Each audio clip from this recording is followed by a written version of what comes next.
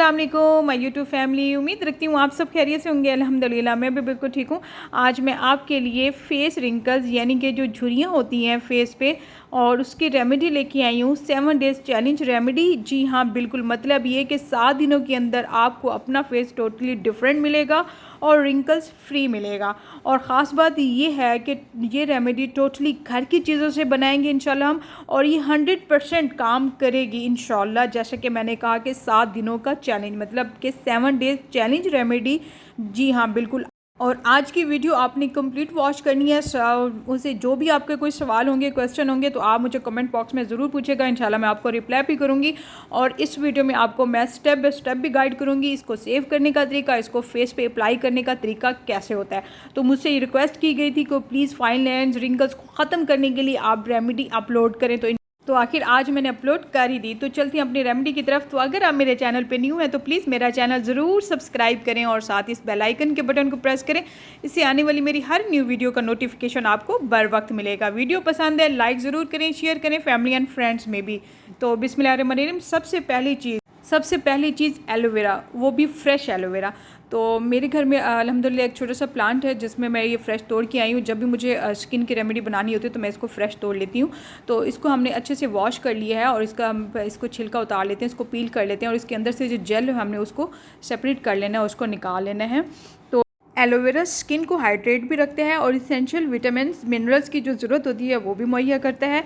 तो aloe vera gel निकाल के इसको अच्छे से हम ब्लेंड कर लेते हैं। यहाँ पे देखिए अच्छे से मैंने ब्लेंड कर लिया है। हम इसको एलोवेरा को ब्लेंड कर लेते हैं तो ये लिक्विड फॉर्म में निकल आता है।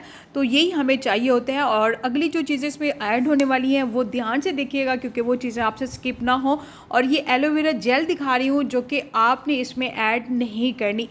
इस रेमेडी का बेहतरीन रिज़ल्ट के लिए 100% रिज़ल्ट के लिए हमने फ़्रेश यूज़ करनी है। मैं चाहती तो इस एलोवेरा जेल से जो मार्केट में मिलती है इजीली मैं उससे बना सकती थी, लेकिन कोई फ़ायदा नहीं है, कोई फ़र्क नहीं पड़ेगा। तो इसलिए हमने अब इसको नहीं इस्तेमाल करना। अब अगली जो चीज़ है extra virgin coconut oil. Coconut oil wrinkles को ख़त्म करने के लिए इससे बेहतर कोई और चीज़ नहीं है। बहुत ही ज़बरदस्त कोकोनट ऑयल का रिज़ल्ट होता है। और यहाँ पे मैं 1.5 table spoon means 1.5 table spoon coconut oil का इस्तेमाल किया, इसमें ऐड कर दिया है। और तीसरी चीज़ और जो कि बहुत ज़रूरी चीज़ है, ये भी इवियन कैप्सूल्स मीन विटामिन ई के कैप्सूल जिसमें एंटीऑक्सीडेंट बेशुमार पाया जाता है और इसको बतौर सप्लीमेंट्स पे भी खाया जाता है। और ये इजीली फार्मेसी से मिल जाते हैं इवियन के नाम से कैप्सूल या विटामिन ई के कैप्सूल। और इसकी ख़ास बात ये होती है कि इसके जो इस्तेमाल करिश्माती नताइज हासिल होते हैं इसके इस्तेमाल से। और इसके इस्तेमाल करने से ये जो चेहरे पे एक्नी, झुर्रियों और दाग धब्बों का दिनों में ख़ात्मा होता है।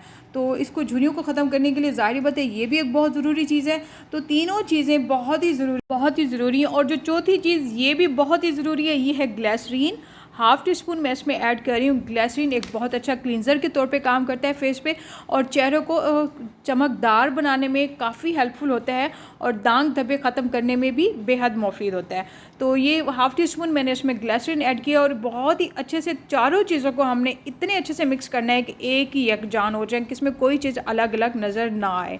बहुत अच्छे से मैंने इसको अच्छे से स्पैचुला की मदद से किसी भी तरह से आपके किसी भी चीज़ से आप इसको अच्छे से मिक्स करना है और 2-3 मिनट तक इसको मिक्स करते रहना है ताकि बहुत अच्छी चीज़ें मिक्स हो जाएं। तब अच्छी चीज़ों को मिक्स होने के बाद ही जब चेहरे पे अप्लाई करते हैं तो उसका अच्छा रिज़ल्ट आता है।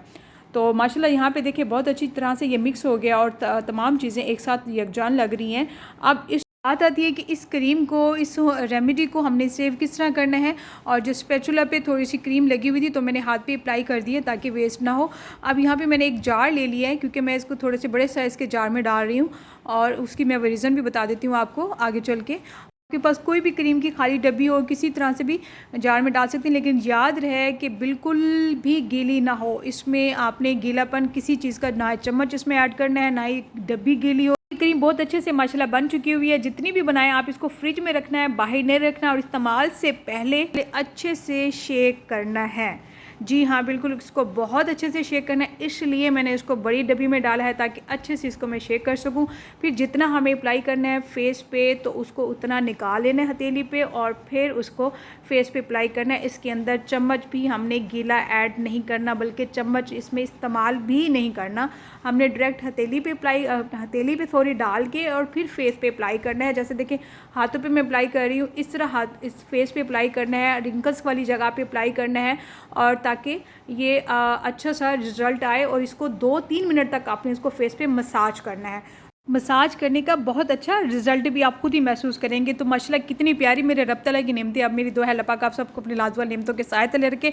उम्मीद है कि आज की ये रेमेडी आपको बेहद पसंद आई होगी। अब मैं इजाज़त चाहती हूँ, अपना बहुत सारा ख्याल रखिएगा, मुझे अपनी दुआ में याद रखिएगा। फिर लौट के आऊँगी एक ज़बरदस्त खतरनाक रेसिपी के साथ, तब तक अल्लाह हाफ़िज़।